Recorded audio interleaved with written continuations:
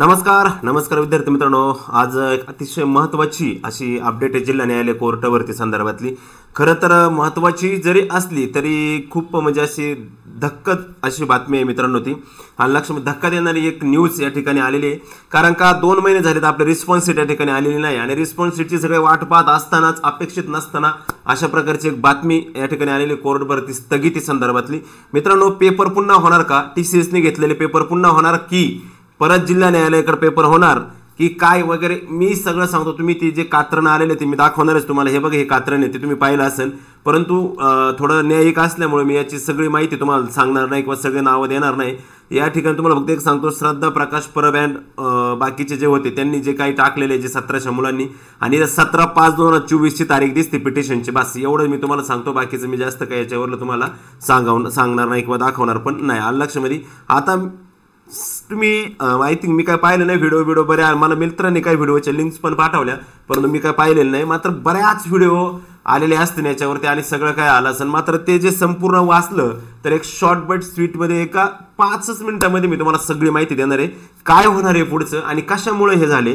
आणि दुसरी गोष्ट, जर हे स्थगिती म्हणजे स्टे कॅन्सल नाही स्टे आलेला आहे, पुढे काय होणार आहे सगळं या व्हिडिओच्या माध्यमातून पाहणार आहे। तत्पूर्वी जे नवीन विद्यार्थी या ठिकाणी जॉईन झालेत, जिल्हा न्यायालयाची तयारी करणारे असतील, पोलीस भरतीचे असेल, वनरक्षक असेल, राज्य उत्पादन असेल, सर्वांनी चॅनल लगेच सबस्क्राईब करून घ्या, शेजारील बेल आयकॉन पण प्रेस करा, कारण अतिशय महत्त्वाची माहिती महत्त्वाची अपडेट मी तुम्हाला देणार आहे। मित्रांनो, जिल्हा न्यायालय भरती अपडेट 2024, जिल्हा न्यायालयाच्या भरती आणि इतर सगळ्या सरळ सेवा याच्यामध्ये खूप मोठा फरक असतो। ही भरती प्रक्रिया संपूर्ण वेगळी असते, ती भरती प्रक्रिया संपूर्ण वेगळ्या पद्धतीची असते।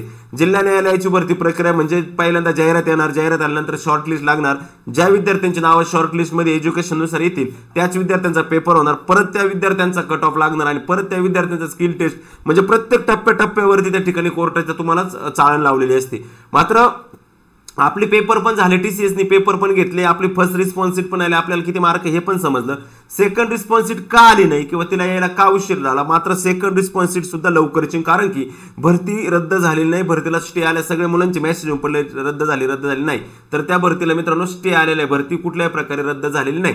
आता सगळ्यात महत्त्वाचे का झालं मित्रांनो, जिल्हा न्यायालयाची भरती दरवर्षी 2 वर्षांनी 3 वर्षांनी निघत नाही, दर 5 वर्षाला पोलीस भरती जिल्हा न्यायालयाची भरती निघत असते।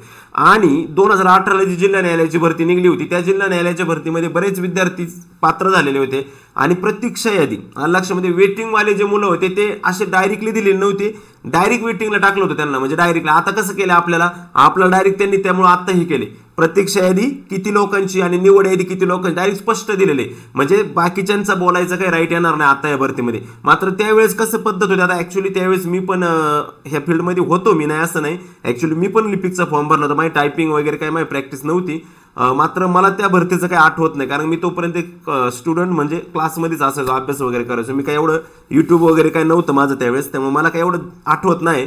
मात्र त्यावेळेस असं एक जण म्हणला की त्यावेळेस वेटिंग लिस्टची अशी डायरेक्ट सेपरेटली वेटिंग लिस्ट नव्हती, त्याच्यामुळे जेवढी वेटिंग लिस्टला टाकले होते ते सगळे विद्यार्थ्यांनी मागणी केली की आम्हाला 2 वर्षाचा जो त्यांचा कालावधी असतो, 2 वर्षात जर वरील पद रिक्त झाले, निवड झालेल्या पदापैकी जर वरील पद रिक्त झाले 2 वर्षात, तर त्या विद्यार्थ्यांना घेतलं जातं।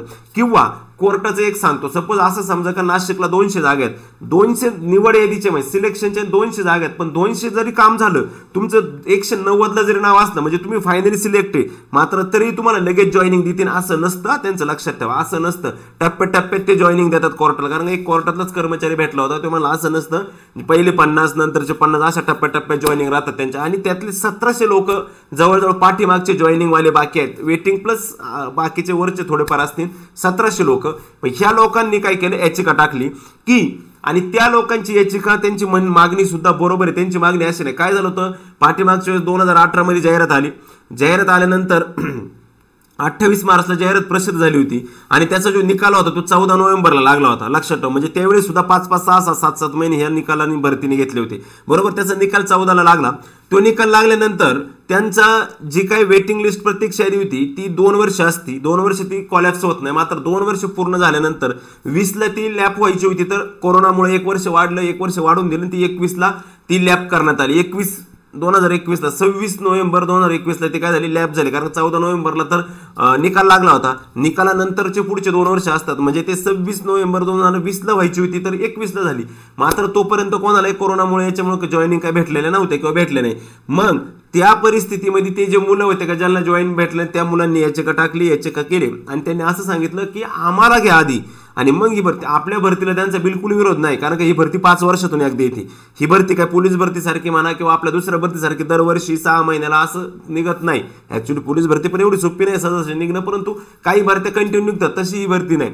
त्यात पहिल्यांदाच असं झाले का कोर्टाने काय केले, पहिल्यांदा असं झालं का कोर्टाने काय केले, स्वतः न घेता परीक्षा TCSला दिलेली, बाह्य यंत्रणेद्वारे परीक्षा घेतली. दुसरी गोष्ट जी आपली स्किल टेस्ट घेणार ती सुद्धा बाह्य यंत्रणेद्वारे घेणार. असं त्यांचं चाललंय की ती जी स्किल टेस्ट होणार आहे आपली ती सुद्धा बाह्य यंत्रणेद्वारे ती स्किल टेस्ट ते घेणार आहेत. म्हणजे ह्या गोष्टींमुळे, ह्या प्रॉब्लेममुळे काय झाले की या ठिकाणी विद्यार्थ्यांमध्ये एक नाराजीचं वातावरण आलं, एक स्टे आला भरतीला. लक्षात ठेवा, भरती जर रद्द झाली तर ती भरती परत होत नाही, मात्र स्टे जर आला तर ती भरती लगेच होते. आणि राहिला प्रश्न स्टेचा, स्थगितीचा. स्थगिती म्हणजे अशी 5 महिने 2 वर्ष 4 वर्ष अशी स्थगिती राहत नाही. आज आलेली स्थगिती उद्या पण उठू शकते. लक्षात ठेवा, एका निकालावरती ती स्थगिती डिपेंड राहते. आता सुप्रीम कोर्टाकडला जो निकाल आहे तो हायकोर्टाकडे, हायकोर्ट त्याच्यावरती विचार करून परत काहीतरी होऊन आणि त्याच्या संदर्भात आपलं कळत. मात्र आपली सेकंड रिस्पॉन्स सीट जी येणार आहे, मात्र आता जी प्रक्रिया थांबवलेली आपली ती त्यांनी काय थांबवली, स्टेमुळे आपली प्रक्रिया थांबली. अन्यथा कधीच आपली सेकंड रिस्पॉन्स सीट येऊन कट ऑफ लागून नॉर्मलायझेशन होऊन आपले मार्क आपल्याला पब्लिश झाले असते किंवा समजले असते. मात्र आतापर्यंत हे अद्याप असं झालं नाही. त्याचं कारणच आहे की जिल्हा न्यायालय भरतीवरती आलेली स्थगिती. मात्र ही स्थगितीची काळजी करू नका. बरेच जण घाबरून चालले, रद्द झाले, हे झालं ते झालं. असं काहीच नाही मित्रांनो. ही स्थगिती लक्षामध्ये, ही फक्त खाली साधी स्थगिती आहे, याच्यापेक्षा जास्त वेगळं काही नाही. स्थगिती म्हणजे तुम्ही जसं राज्य उत्पादन शुल्क स्थगिती आली होती, पाहिलं असेल तुम्ही, मध्ये गॅप पडला, त्यांनी तरी जास्त वेळ गॅप दिला. एवढा वेळ पण गॅप न्यायालयाला भेटणार नाही, कारण का न्यायालयाचं काम हे एकदम पारदर्शक काम असतं, शार्प काम असतं. उलटे त्यांनी ते TCS द्यायला नको होते यावेळेस भरती. स्वतः जर घेतली असती तर यामुळे बऱ्याच प्रक्रिया आपल्या या ठिकाणी पूर्ण झाल्या असत्या. आलं लक्षामध्ये. आणि तुमची प्रॅक्टिस चालू राहू द्या, कारण का हा जो स्टे आहे हा स्टे आपल्या भरतीवरती आलेला आहे असं नाही. तर तो 2018ची ज्यांची भरती होती तर सॉरी आपल्याच भरतीवरती येतो, परंतु 2018च्या विद्यार्थ्यांचा येतो. आपल्या जाहिरातीच्या आणि त्यांचा काहीच संबंध नाही. त्यांनी असं नाही सांगितलं का आत्ताची भरती कॅन्सल करा किंवा आत्ताची भरती थांबवा, असं नाही. तर आत्ताची भरती प्रक्रिया पूर्ण होण्यापूर्वी आम्हाला आमचं हक्काचं द्या, त्यांच्यावर पण अन्याय व्हायला नको त्या विद्यार्थ्यांना, आम्हाला जॉईनिंग द्या, ही त्यांची मागणी. दुसरं काहीच नाही. स्टे उठण्यासाठी किती दिवस लागतील, स्टे लवकर उठतो मित्र, स्टेचा काही विषय नाही. स्टे एक परिपत्रक जसं आजचं आलं असं कागद दिसला तरी स्टे उठून पुढची प्रक्रिया आपली पूर्णपणे पार पडू शकते. आलं लक्षामध्ये. त्याच्यामुळे सर्वांना एक विनंती आहे मित्रांनो, मी एकदम शॉर्टकटमध्ये सांगितलेल्या अजून बऱ्याच गोष्टी काय त्याच्या, पण मी ते तुम्हाला सांगणार नाही, लगेच नंतर न सांगेन कधीतरी मी निकालाच्या आधी किंवा रिस्पॉन्स सीटच्या अगोदर सांगेन. परत एकदा एखाद्या वेळेस अपडेट आले तर मी अजून अधिकृत अपडेट घेईन. पण लक्षात ठेवा, हे पाठीमागच्या जसं पोलीस भरतीला वयवाढीसाठी विद्यार्थ्यांनी आंदोलन केलं, वयवाढीसाठीच्या ज्या याचिका रेट ज्या दाखल झालेल्या आहेत त्या ठिकाणी पिटिशन, त्याच पद्धतीने काही विद्यार्थ्यांनी काय केले, या ठिकाणी ते दाखल केले का बाबा आम्हाला पण त्या ठिकाणी ही भरती व्हायच्या आधी आम्हाला जॉईन करून घ्या. आणि परत त्या विद्यार्थ्यांची संख्या पण भरपूर आहे, काही कमी संख्या नाही. मात्र जरी कमी नसली, संख्या जास्त असली तरी कोर्टाला काय नाही, कोर्ट का ऑलरेडी आपली आत्ताची जी भरती आहे का ही भरती होऊन सुद्धा अजून हिच्या डबल पद कोर्टामध्ये रिक्त.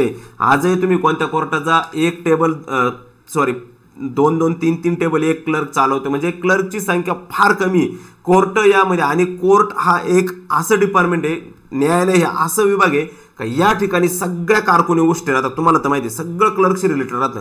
मग कामं पण त्याला तसंच राहतं. त्या क्लर्कला सगळ्यात जास्त काम असेल तर त्या क्लर्कला असतं आपल्या न्यायालयाच्या इतरांपेक्षा. म्हणजे त्याच्यामुळे ती पदं भरपूर पदं रिक्त आहेत, लक्षात ठेवा. आलं लक्षामध्ये. त्याच्यामुळं ती भरती त्यांना घेण्याची, आपली भरती ही रद्द होणार नाही. आणि जर झालीच तर पुढच्या प्रक्रिया आपण करू आपल्या पद्धतीने, वाद नाही. मात्र आता काय भरती रद्द होणार नाही. भरतीवर स्टे आलाय, ती स्टे लवकरच भरतीवरला उठन, काळजी करायचं काहीच काम नाही. त्यामुळे माझे जे विद्यार्थी यांनी आज जे काही दिवसभर ते पाठवत होते तुम्ही, ते फोटो, SMS, व्हॉट्सअपला मेसेज, कॉल, सर काय होईन, अजिबात टेन्शन घेऊ नका.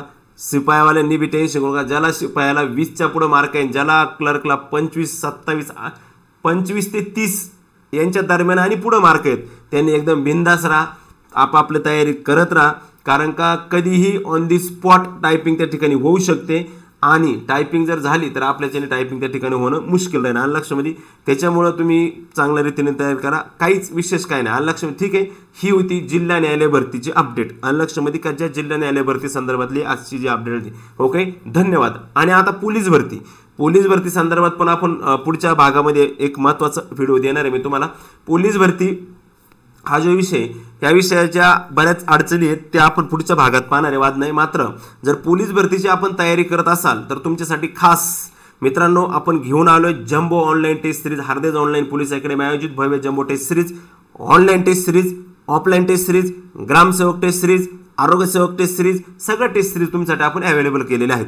या ठिकाणी स्वप्न खाकीचं आणि हार्देज ऑनलाईन पोलीस अकॅडमीची जी आपली टेस्ट सिरीज आहे यामध्ये 2023-24 साठी आपण अतिशय महत्त्वपूर्ण अशी ऑनलाईन टेस्ट सिरीज घेऊन आलेलो आहे. आणि पेपर होईपर्यंत, पूर्ण परीक्षा पार होईपर्यंत फक्त रविवारी सुट्टी राहील. 97 66 85 36 75 माझा नंबर आहे. त्या नंबरवरती मला संपर्क करा आणि आपल्या प्रवेश आजच निश्चित करा.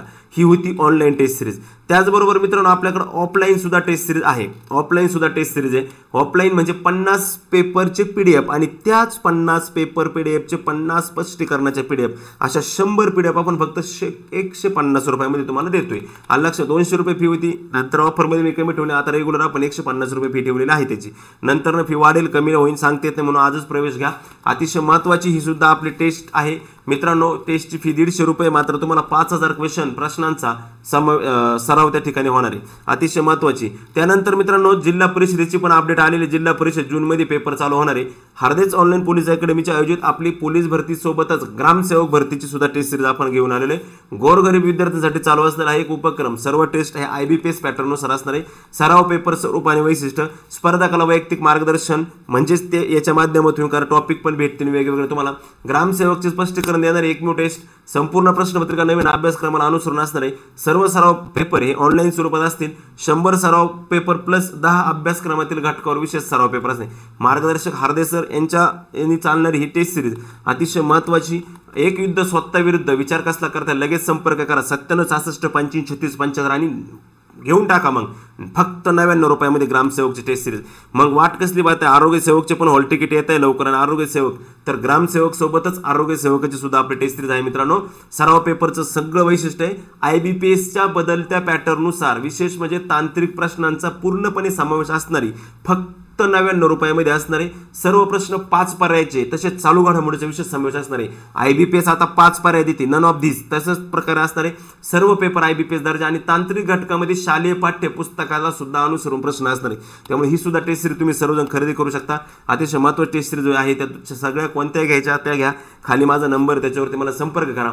आणि ही जिल्हा न्यायालय भरतीबाबत अजिबात गडबड करू नका. अधिकृत माहिती मला आलेली आहे. काही अजून बरीच माहिती अधिकृत येणार आहे. ती आल्यानंतर आपण मग काय करणार आहे पुढची माहिती मी तुम्हाला देईन. तोपर्यंत मी तुमची रजा घेतो. जय हिंद, जय भारत.